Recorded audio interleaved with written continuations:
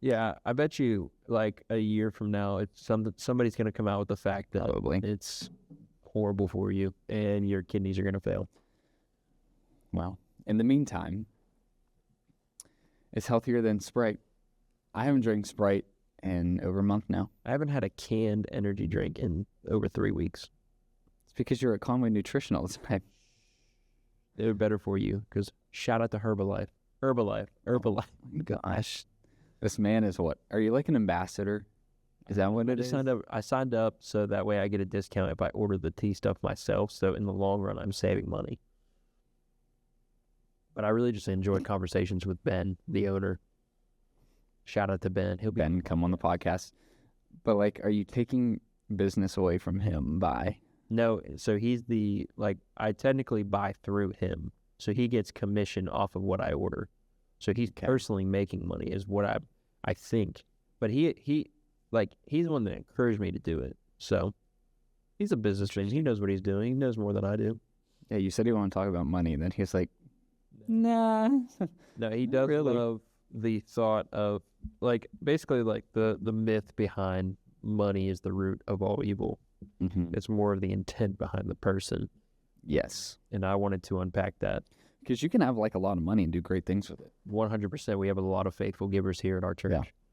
And then you can have people like Joel Osteen who make a heretical movie with his money called Mary. Don't watch it. Yeah. Don't watch it. I haven't. I will probably watch it just to give my opinion. Was it on Netflix? Yes. Okay. It's on my box that I still don't have. Mm-hmm. Yeah. Mom said that Elizabeth was at the stable like when Jesus was born in the movie, which we know was false. When they went to Nazareth, they didn't ride a donkey or anything. They walked. Isn't that false as well? Wasn't there a donkey? Because, I mean, a donkey's coming to Langston someday. I think so. Have you been here for a Christmas service? Bro, I came here in April. Right. Has it felt longer that you've known me? Yeah, it feels like eternity. Misery. Speaking of Christmas time. Yeah, it's Christmas time. Merry Christmas, everybody. Is it a Merry Christmas? Joyful. For you? Probably. I personally love Christmas. I don't like cold weather. I like fall weather. I don't care for the cold. Growing up in Pennsylvania, though, I thought if it didn't snow, Santa would not come. Oh, well, I mean, that's reasonable. Like, he can't land the sleigh on the snow. Yeah, and we didn't have a chimney either, so I was always curious of, like, how this all... See, we had a chimney, but we didn't have a fireplace. We had, like, one of those pellet stove. Yeah. And I was like, how is that man fitting through that, too? That's where it started my journey of unpacking is Santa Claus who he says that he is. Mm-hmm. If you're young, turn this off. But Christmas for me growing up was always a time of joy. It wasn't until a few years back that I discovered and found the true meaning of Christmas. Mm-hmm. Yeah, Christmas as a kid was like the best. Yeah, there's a lot of people like I want to say like Instagram Christians who are like, it's a pagan holiday, like you can't celebrate it. Shut up. Jesus wasn't born on the 25th. Thank you. Thank you for we went all the way back to the end's timekeeping. Yeah, and he figured out December 25th written down. But was it at least in the winter, like in our winter time, like December? I have no idea. I have absolutely no idea. I never even like really thought about like, looking into it to like try to discover that because what am I doing? I'm acknowledging the fact that a savior is born. Yeah, it's the purpose behind it. They're like, well, technically, like Easter. Yeah. Wait, I think that one kind of has more. Yeah, like a Friday to Sunday. A lot of people, but I mean the time frame too because of the Jewish Passover holidays too. Yeah. So I guess that one kind of has more like. Well, a lot of people debate too. Was it Thursday or Friday? Was it a 12-hour? Was it a 12-hour day or a 24-hour day? Guys, it was a 24-hour day ever since the beginning of time. I'm standing on that. The 7 days, I stand on business. the 7 days that God created the heavens and the earth was the same time frame as now. I will stand on that in Genesis. And a lot of people are like, well, no, the time frame back there is a lot longer and a lot different than it is now. No, you had light and darkness, which is night and day. You had the 4 seasons. Well, How if you're just listening to that, you probably didn't understand that. for you though? Christmas growing up, was it a good time? Christmas growing up until probably like 5 or 6 was like the best time ever. And it's still like, I love Christmas time, like the season of it. But when we get into like the week leading up to Christmas, it's a little rough. And I don't want to say like traumatic, because I feel like people overuse the word traumatic, but like things definitely happened growing up. And even just a couple years ago that like, I don't live in it, but like it's a reminder every single time that like Yeah, the memories pop up. it's like people remembering certain dates for like Yeah. certain things, good or bad. Yeah. Well, that's kind of like what I wanted to talk about today was like Christmas is supposed to be like this joyful time. Everyone's, gift giving, getting gifts. Everyone's just supposed to be happy. But there's a lot of people out there who we're already in this like time where we fall back in the time frame. So it's darker out. So seasonal depression hits.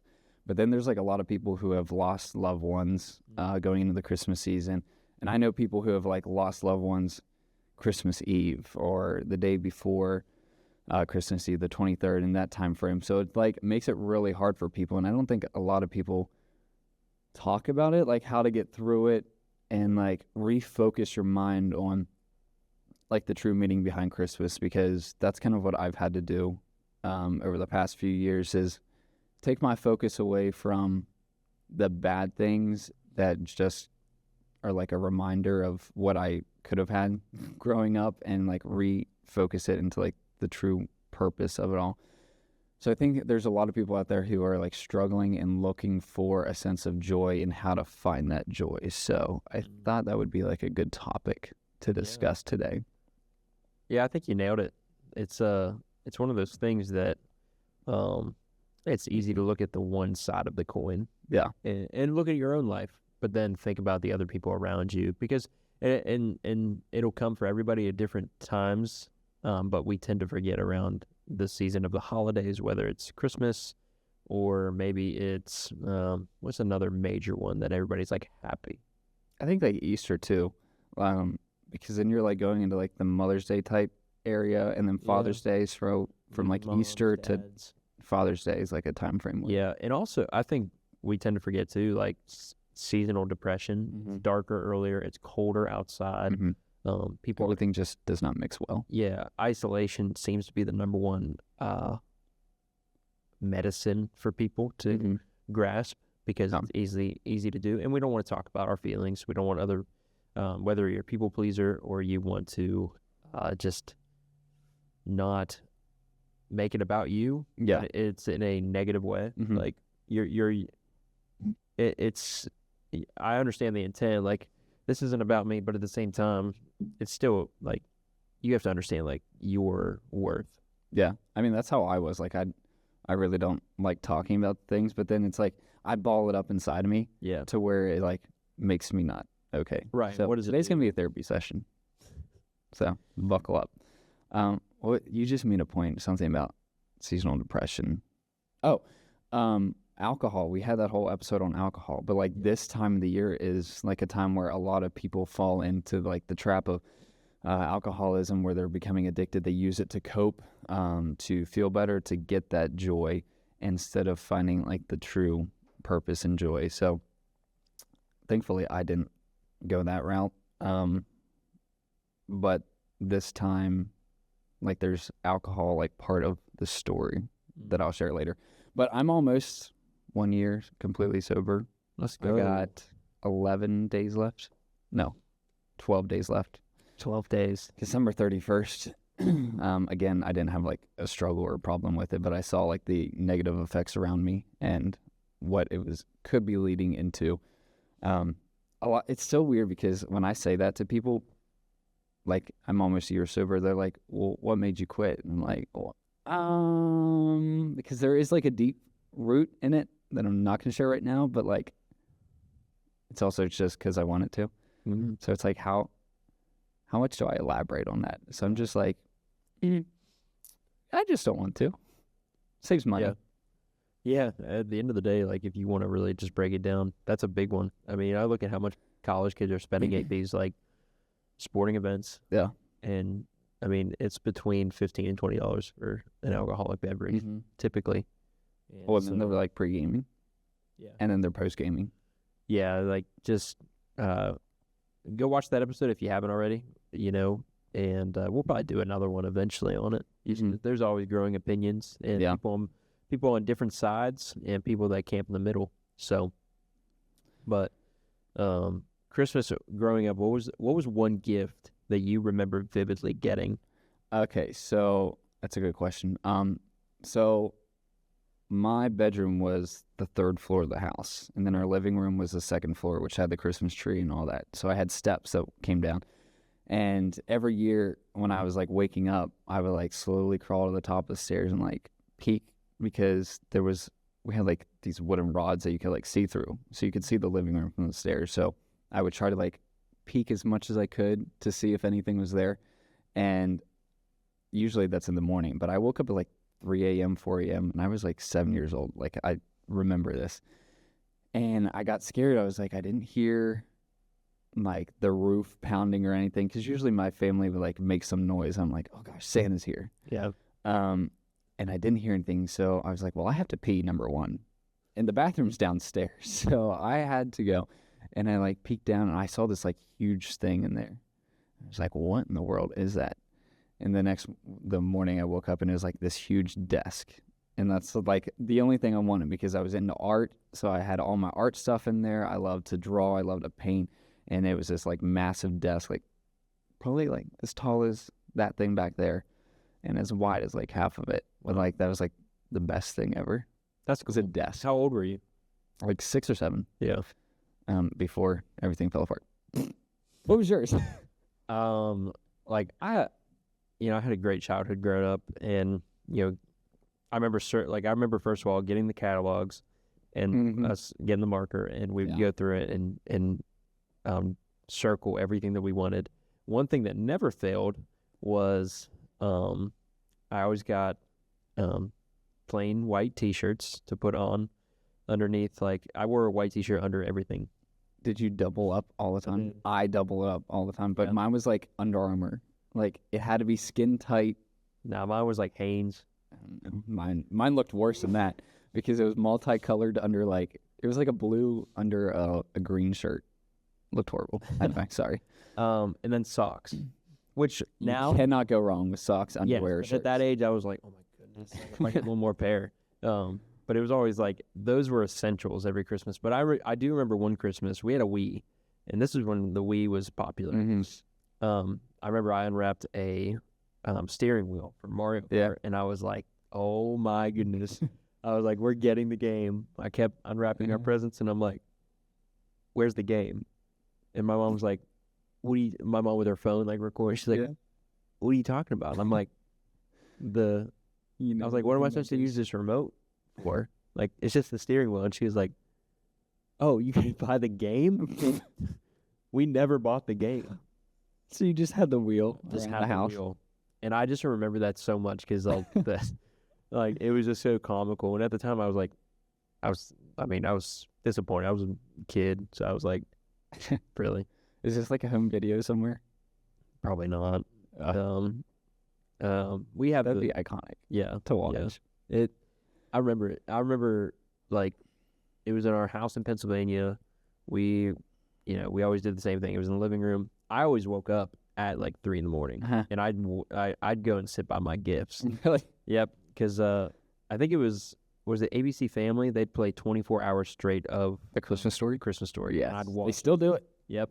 I watched it until I've never watched 8 that. o'clock when everybody was supposed to get up. I was like, all right, guys, like I've been waiting 5 hours. I've never watched that full movie. Oh, I watched it several times. We played at the house like as background noise Christmas Eve night. Yeah. But I've never sat down and watched it. Usually I'm like, I want to watch the Hawaii Bowl.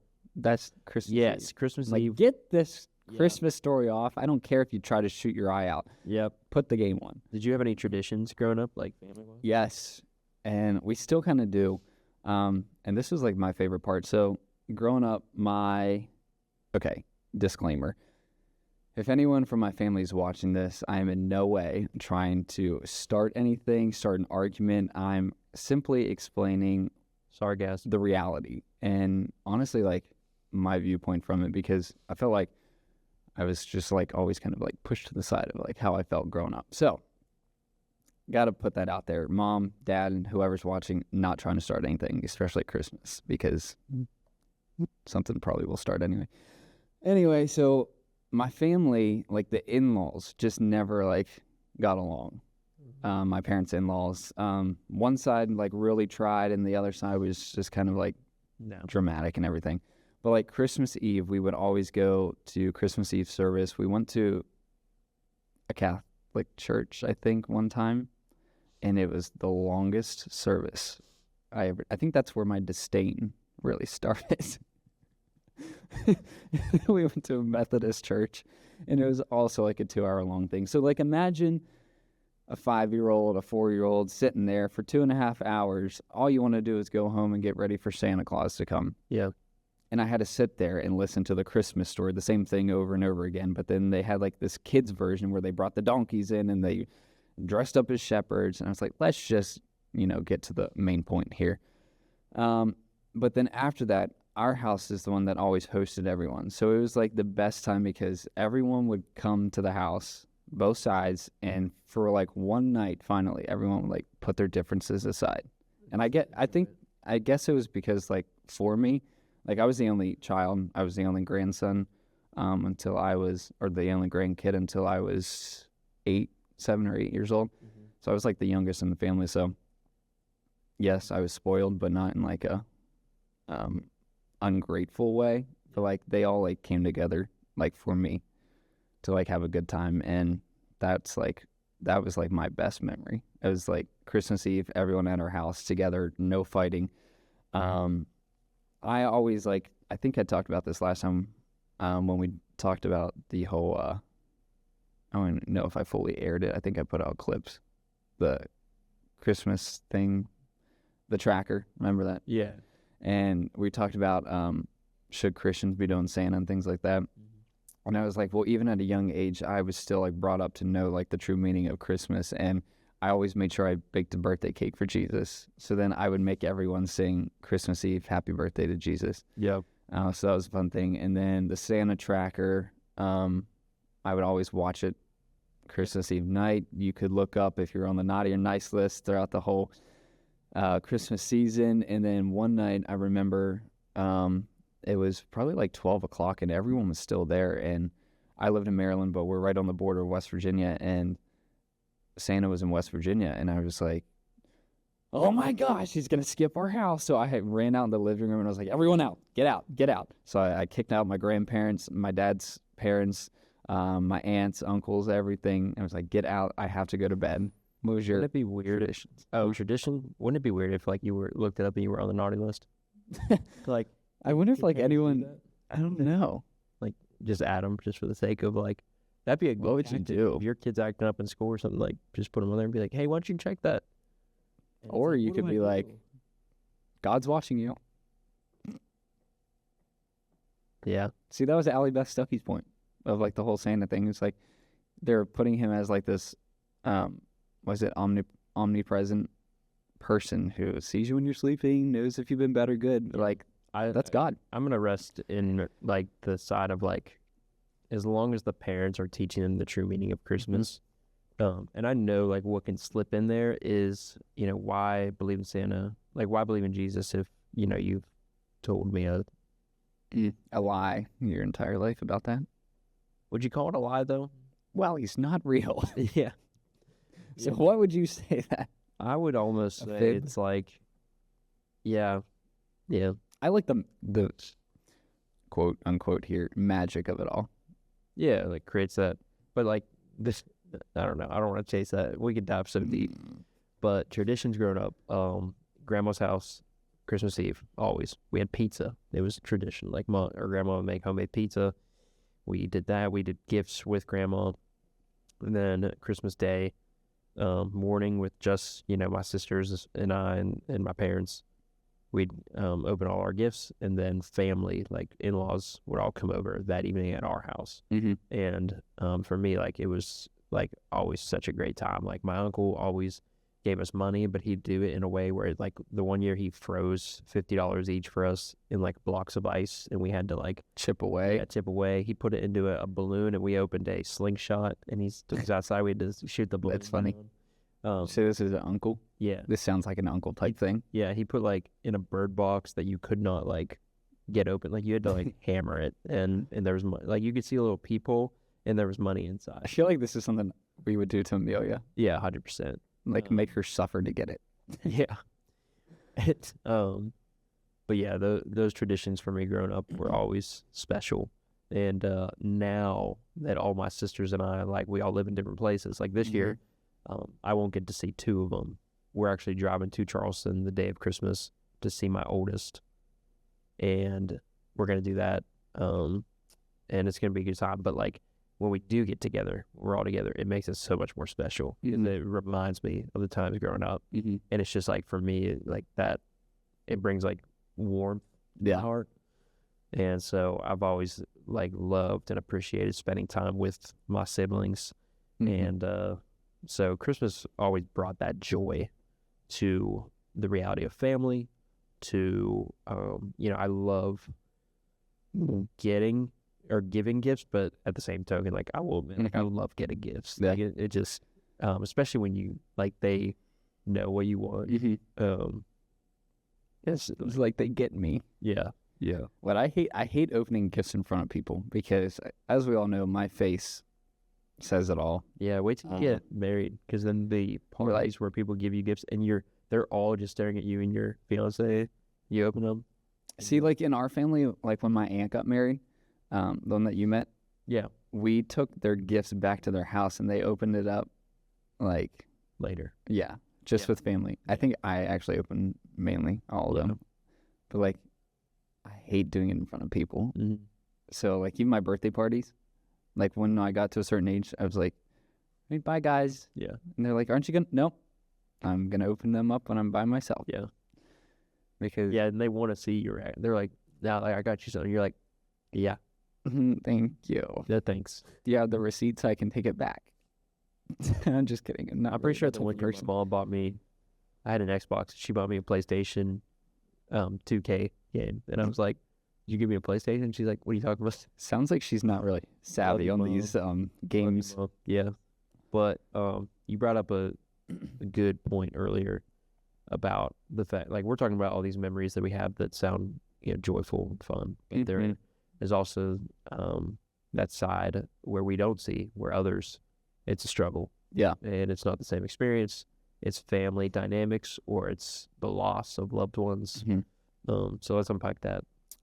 I'll just like kind of open up and share some of the things about my Christmas season that is not the same whatsoever anymore. And Christmas Eve isn't even the same anymore, because the family is, I don't want to say like so divided, but in a sense they are, where one set of grandparents don't come over really anymore for Christmas Eve.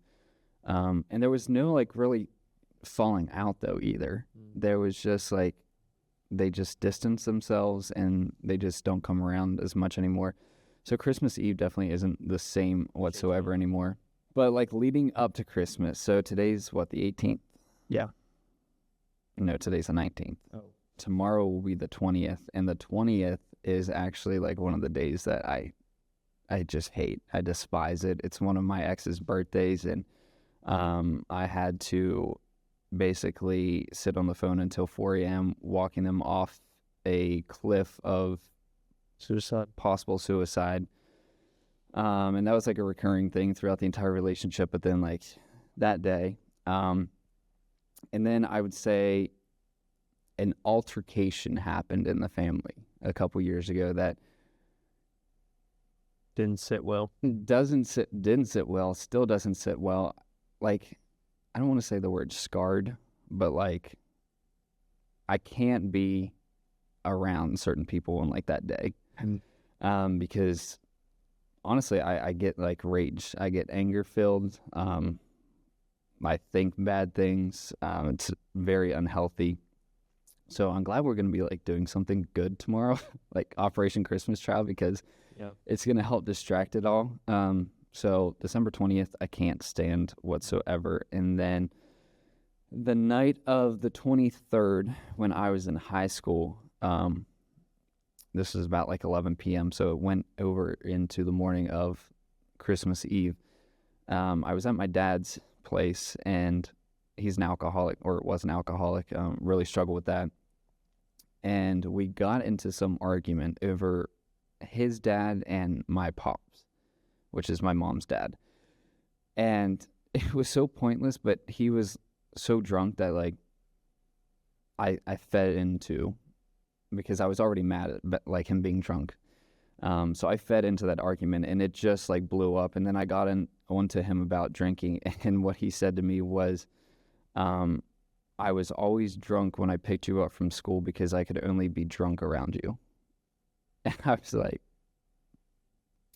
okay. So then I had to call my mom because I didn't want to be around him that night. I was like, I can't believe you just said that to me. My parents are divorced. If you didn't know that, they divorced when I was 6 or 7. So I had her come and pick me up.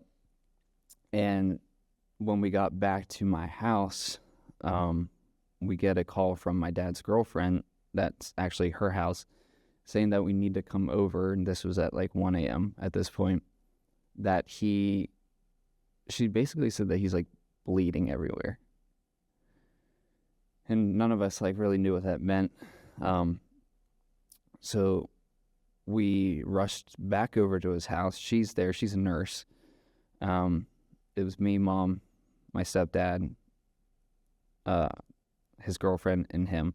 And we walk in, and he's in his bed, and he's just like cut everywhere, like blood everywhere. And there's blood throughout the house. And I walk downstairs, and there's a broken beer bottle, and it's sitting beside a door, and there's blood on it, and writing spelled out the F word, and then you, the word you. So it was F-U.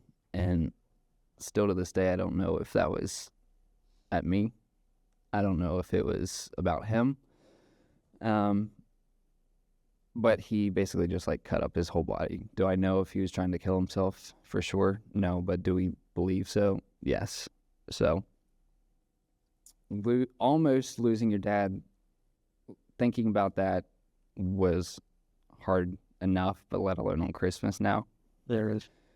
So then Christmas is that adds to the whole thing, but like the Christmas dynamic now is not the same. And honestly, I don't even like want to get out of bed on Christmas mornings majority of the year, because the joy that I had growing up, I used to wake up and I would run down the stairs to wake up Mom, Dad, Nana and Pops stayed at the house. My aunt stayed at the house before she got married, and I would wake all of them up, and we'd all sit around and open the gifts together. And I would always make sure that we opened one at a time. So like you would do one, I would do one, and it was like a tradition that I forced.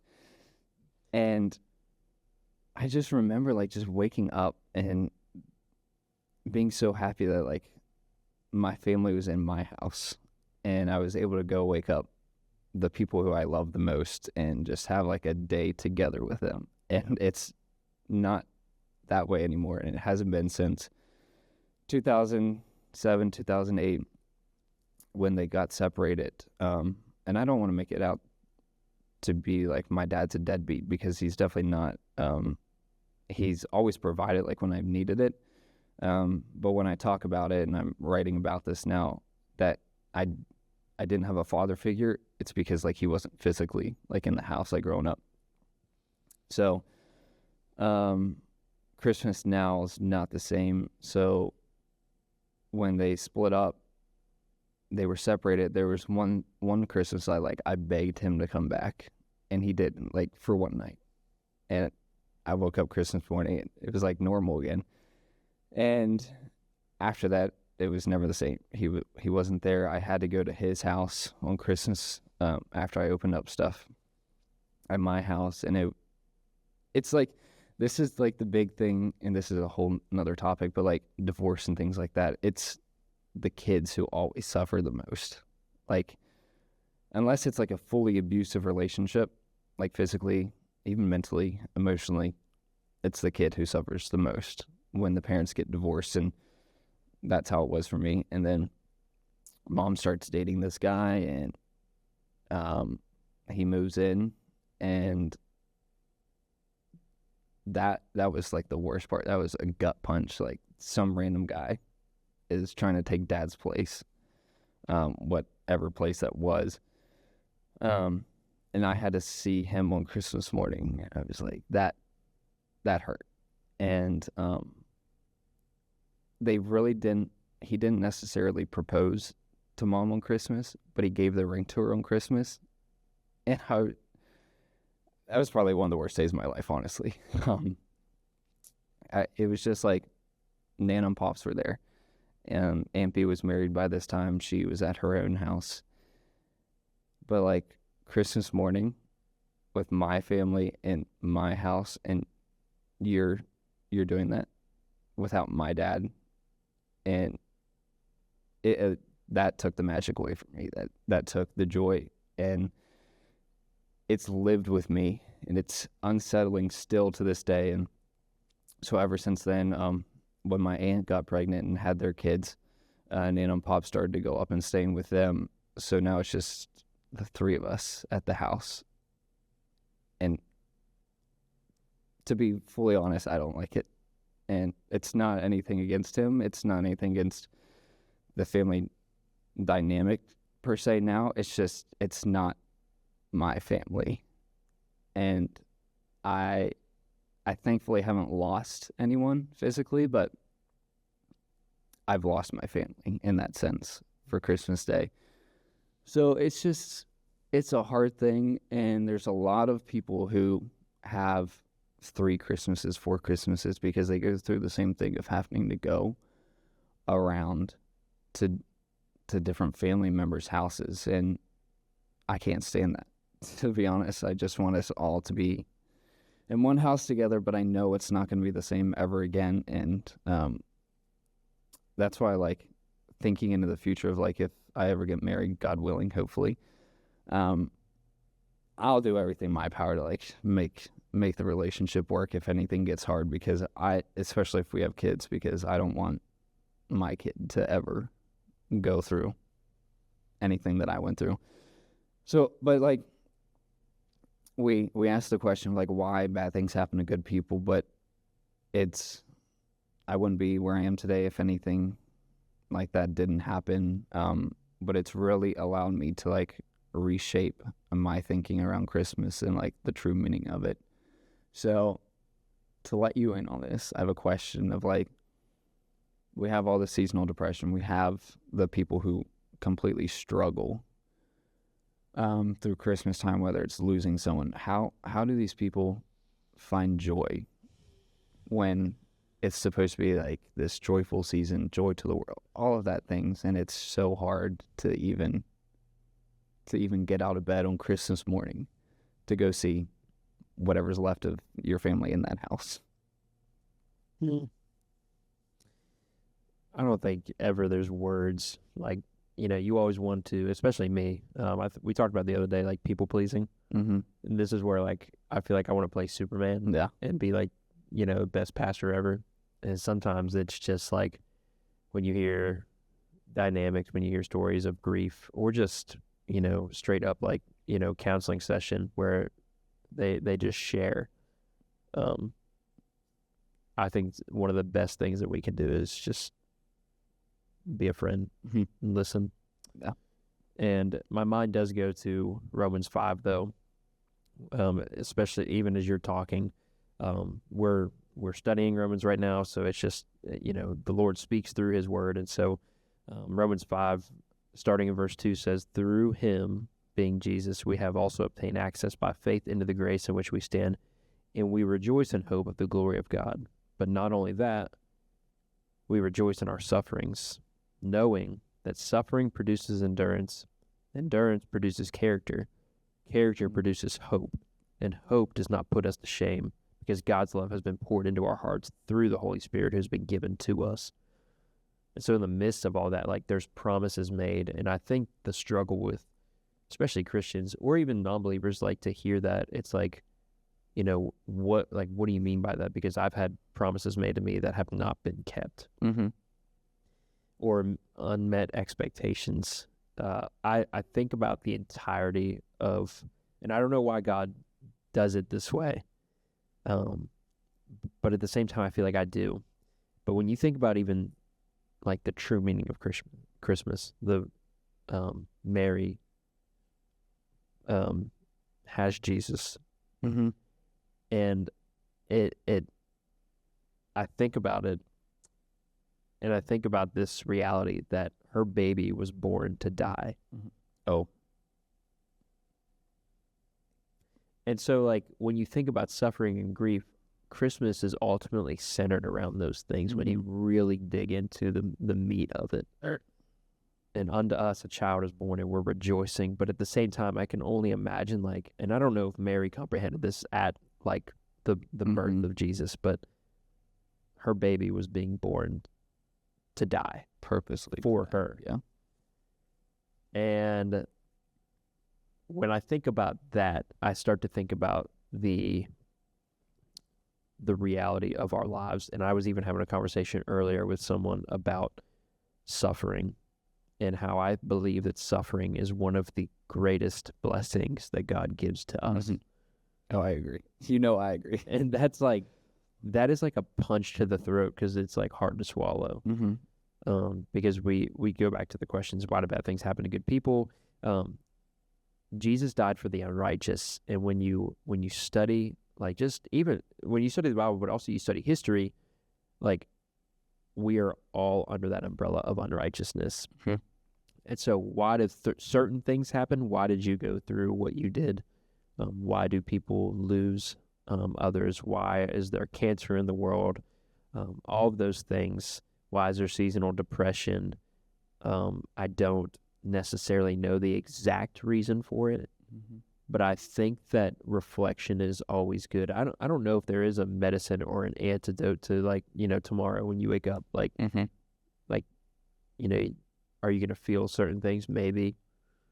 But I think what does matter is the people you are surrounding yourself with, and what you're doing to change the dynamic of the future, because the past is the past.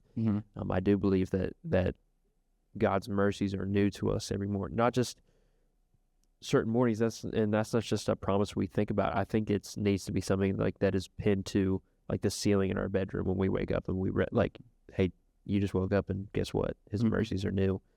And you can't change what happened, but you can certainly change what takes place in the future. And so I love what you said about, like, your family, like, your future, about having a wife and kids, because you get to play a part in that, and you get to make your own tradition. Yeah.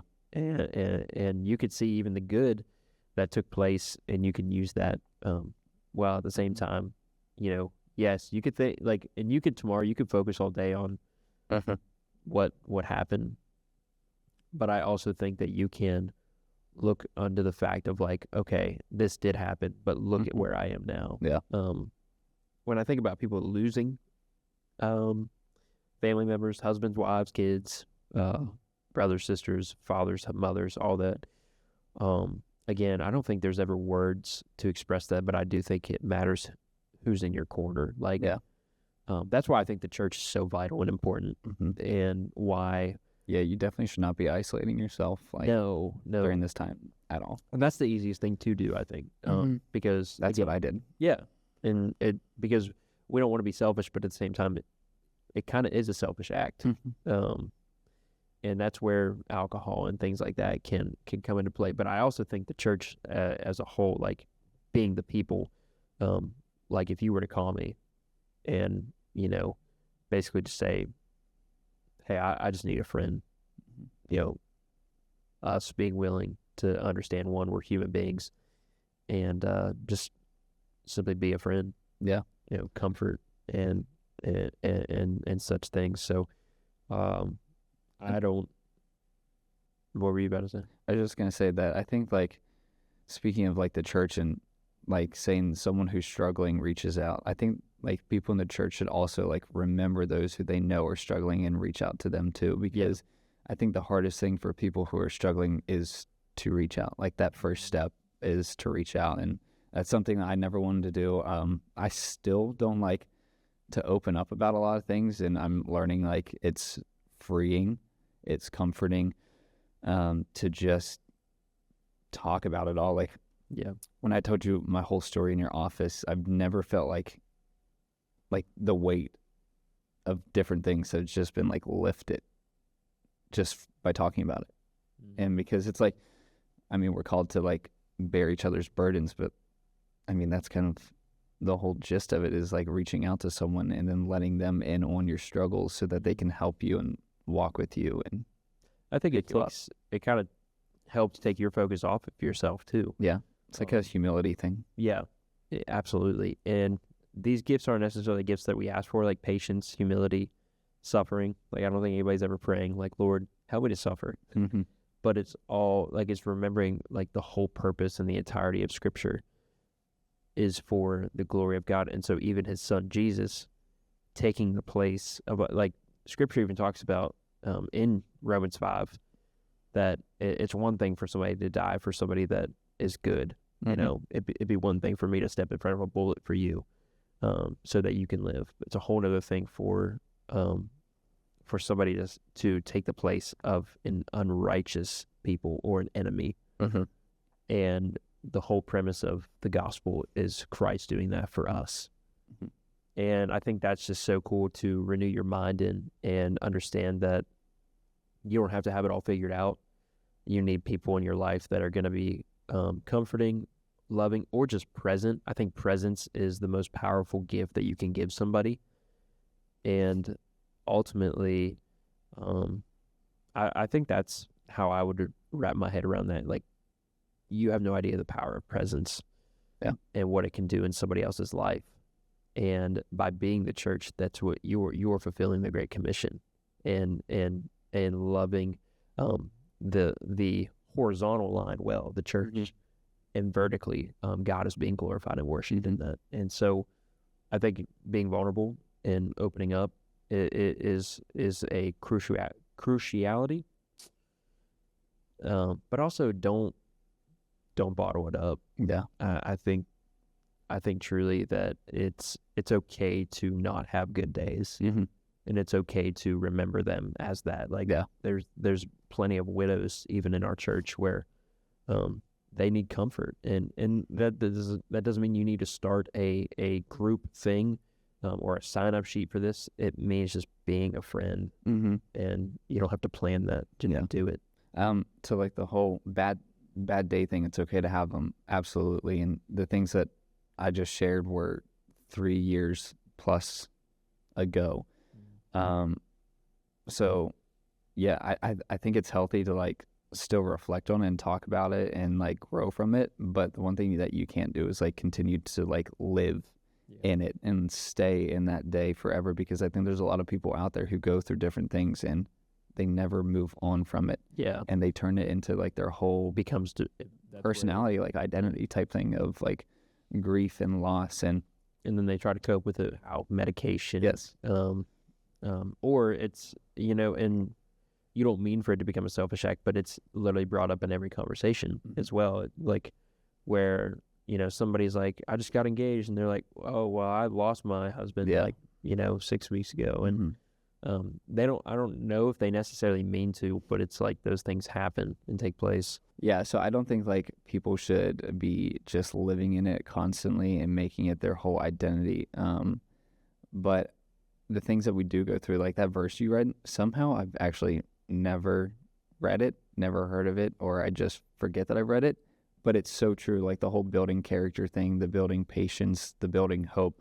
That's exactly what has happened to me over the years. And I mean, I'll continue to open up about the things that have happened over the years, but when those things were happening, I was like, why me, God? Why am I in this position? Why are these things happening to me? But like now, in our discipleship book, when we have like certain questions, and then we do the prayer at the end, I'm always like, thank you for this. Thank you for like, thanks for this actually happening to me. Thank you for the suffering that I went through, because again, it put me in the position where I am now, and it's built my faith. There was like a time that I really lacked faith, and I still struggle with like doubt, not in like Jesus and salvation or anything like that, but just like different things, and going through certain circumstances like builds all of that together. Yeah. And how are we supposed to run our race? Meaning like with endurance. And how is endurance produced? Through suffering. And I wish there was an easier way. But at the same time, it points us to the cross. Yeah. That's it. That's all. I think like when you don't grasp that, it's so hard to continue. But when you grasp that the suffering has a purpose, I mean, let's talk about Battle Belongs for a second. That is why I named the podcast what it is. That's why it was my theme song, my anthem, because the battle belongs to him. Like we have already won the war, so whatever we suffer here on earth doesn't necessarily matter, because in the end, we're going to be living in paradise. Yeah. So I think that has to be like the vision, like the end goal that you're just like living towards, and not the things that you go through every day. I do want to ask you, because this is something that I still struggle with, like on Christmas morning or just around Christmas. So like when I go back home, I stay with my mom, and while like all these things are like being brought back up, and I don't want to necessarily say like I'm fully miserable, but like Christmas morning, it's really hard. How would you like, I don't want to say advise, but like approach it? Like advise me to go about like, yes, I can be in my feelings, but also like I don't want to bring her down and like make things miserable for other people too. I think it's how you start, because you can easily wake up, and we do it daily, like with rhythms. Like, what's the first thing most people do when they wake up? They grab their phone, they scroll, they spend a few minutes in bed doing that, and then they get up, and that's the hard part, is because a lot of people are just miserable in their life. Like they hate their job, they hate the people around them, they hate some of them hate what they come home to, and all those things. And so I think for you, like from a Christian perspective, it's important how like going into that day, like what it means, like based on your history. Yeah. And so I think it's starting the day with a heart of gratitude, whether that is writing it down, which I find the journaling to be freeing, but it can even be just like keeping the phone like face down and just like sitting on the side of the bed, and as you said, like just saying thank you to God, and remembering like that, there's people that day that you're gonna get to see that you love. Like I know your mom's your best friend. And you can easily like think about the past, or you can again like you control you. I don't want to say control. I think that you can shape that day by how you go about it. So when you approach her, like you give her a hug, you wish her Merry Christmas, and you guys sit around and you create new memories that are going to take that, because you had good memories leading up to what had taken place. And so then on the flip side of that, like take those memories that you formulated later that were not good and reroute them to a different direction. And so that's good. I think that's the renewal of the mind piece, Romans 12. And I think that we always ask the question, like, well, how do I do that? And I think it's easier than we give it credit for. It's easier for us to go the other direction and then hopefully have somebody feel bad for us, or like God to create a miracle to take place. But realistically, like he's given you those memories. He's allowed you to suffer. Yeah. And so what are you going to do with it? And it says that we can rejoice in our sufferings. Yeah. Use it for his glory and turn it around for the good. And like, think about like where you are now, like not even like, here right now in this moment, but just like, you just got approved for a house. You are living in South Carolina. You're doing what you love to do. Mm-hmm. You have friends, you have family, like those things I think we can easily put on the back burner. Yeah. And focus on what's seen in front of us. Okay, so like wrapping up this whole, this is kind of like not necessarily depressing, but but it should be talked about. Yeah, and I don't think enough people do talk about it. So like any last thoughts on suffering, hardship for the holidays is what I wanted to call it, Hardship or heartbreak for the holidays, something like that. No, I think we can do a whole nother episode on suffering, and I think what I would leave it with is presence is powerful, and you have no idea the impact you can make. And if you're in a season of grieving and whatnot, do not hesitate to reach out to somebody. It's not selfish, and that's the whole act of the Christian faith, to simply love one another, because Christ loved us enough to take our place for what we deserved. That was going to be my last word, is the reaching out to someone. This is kind of therapeutic. So thanks for listening. Yeah. And you people out there listening too. Reach out to Coleton. Yes. Just I mean, tell him you love him, or that you're praying for him. I appreciate it. You were just talking about like where I am now and things like that, and things that have happened this year. I can't wait for next week's episode, because I want to like sit back and reflect on the year. Yeah. I would wholeheartedly say that this has been the greatest year for me personally.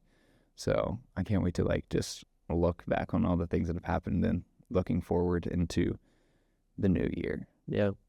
But before next week's episode, the most important part of the podcast, a little happier. And we are going to be releasing our playoff predictions soon. So I think we should just, since we're doing bowl games right now, I think we should just put the playoff graphics on the screen, because I'm kind of proud of them. I want the world to see.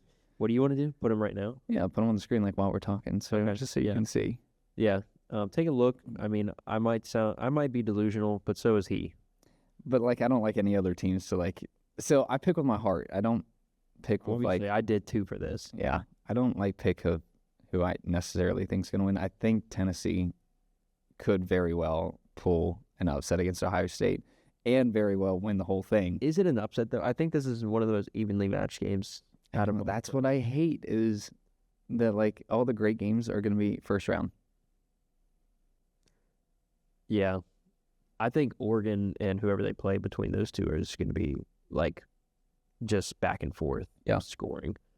I love watching Oregon. Like their offense, as much as I hate like that they beat us, I respect Dan Lanning and what he's building there. And his loyalty to the program, because he could have, I think Alabama was on the table for him as well. So, but we're going to do some bowl games, because I, unlike most of the country, still appreciate and love bowl games. I do have to get one word in, though. I can't wait for Texas to throttle Clemson. There you have it, Clemson fans. Tradition on this podcast that we bash Clemson. Let's kick things off with Tulane versus Florida in the Gasparilla Bowl in Tampa. I really think Florida is one of the hottest teams right now. Yeah. No one thought they were going to make a bowl. Nope. First part of the season, I think Florida's going to manhandle Tulane, actually. Really? Army did. And I think Florida will as well. Yeah, I don't think there's any hope for Tulane. I'm taking Florida. SEC versus Americans. Well, I thought you were American. We saw Big 12 versus American. How that worked out. Yeah, your defense was just atrocious. Your offense actually played well. Yeah, until the poetic ending for Garrett Green's career of throwing an interception with I thought he was coming on the clock. He better not be coming back. I don't think he is. Our running back's actually in the portal now. C.J. Donaldson.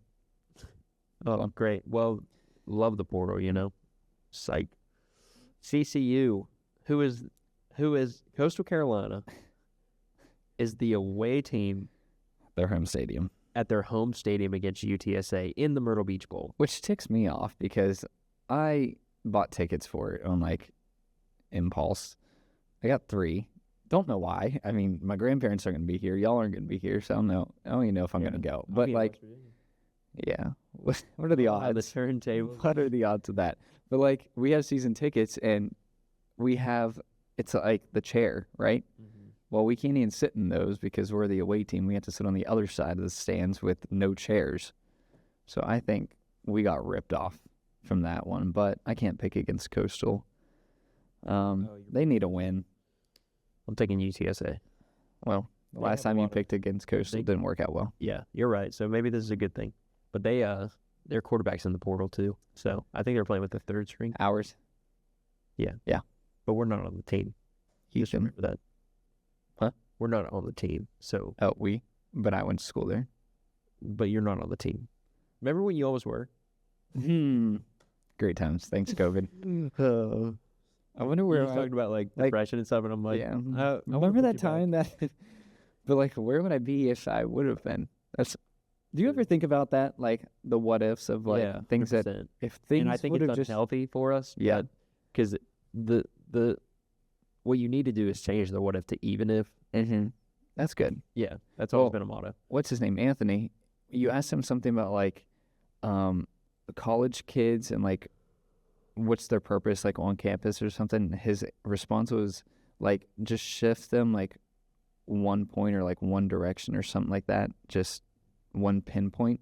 But like the decisions we make if it just would have been like one shift, Even like one. what would have happened? Well, you think about like a ship, the rudder of a ship. Like if you turn that thing like just an inch, it's going a completely Yeah. different direction. Crazy to think about. Won't he do it? Hey, Oh, she's showing a friend around Conway. oh, that's sweet. Okay. I'm trying to think. I don't think these are in order by game, so I'm gonna end with a certain one though. Ohio. We only versus did 3. Jacksonville State. No, we've done 2. This is our 3rd. Ohio versus Jacksonville State. See, Jacksonville State, we just got their coach, Rich Rod. Go Bobcats. Yeah, I also have a high though. Ohio won their won the MAC. MAC and MAC Jacksonville Nation, State. baby. Jacksonville State won the CUSA. Yeah, but they lost Rich Rod. They lost Rich Rod, not lost to Rich Rod. No, they lost Rich Rod. Mm-hmm. That's what I said. You said lost 2. No. Rich Rod is coming home, and Nana's not happy about it. Well, Nana, it's probably the best decision for West Virginia football. But Period. I'm also not a West Virginia fan, so my opinion is really invalid. I mean, you can be now. We don't play you anymore. Come to the cult. Yeah. Northern Illinois. Who upset Notre Dame. What'd you just say? Northern Illinois. Northern Illinois Yeah. versus Fresno State. I forget what I picked on the. I took Northern Illinois. No, I think I picked Fresno because it's in what? California? No, it's the Idaho Potato Bowl. Dude, they beat Notre Dame. Fresno State. Oh, at Boise Stadium? Yeah. Yes. See, they beat Notre Dame, and everybody honestly thought, like, this could be one of those non-Power 4 teams that makes a playoff. Yeah. Like, How'd that turn out? Because do you remember the one year they actually went, like, To the Orange Bowl? 13-0? Yeah. They lost to Florida State. I was so mad. I was so hopeful. Yeah. I I think I'm picking Fresno. Okay. Well, you that's picking? 2 different ones. And then last but not least, we've got Toledo and Pitt.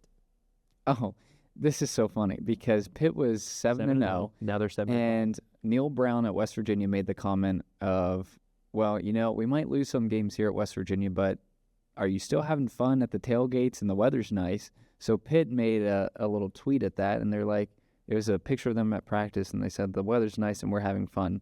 They lost every game since then. Karma I don't believe in karma. for Pitt. Karma's not what people think it is either, but we're not. I think Pitt's going to win, but I'm going to pick Toledo. Oh, I'm taking Pitt. That's a dub.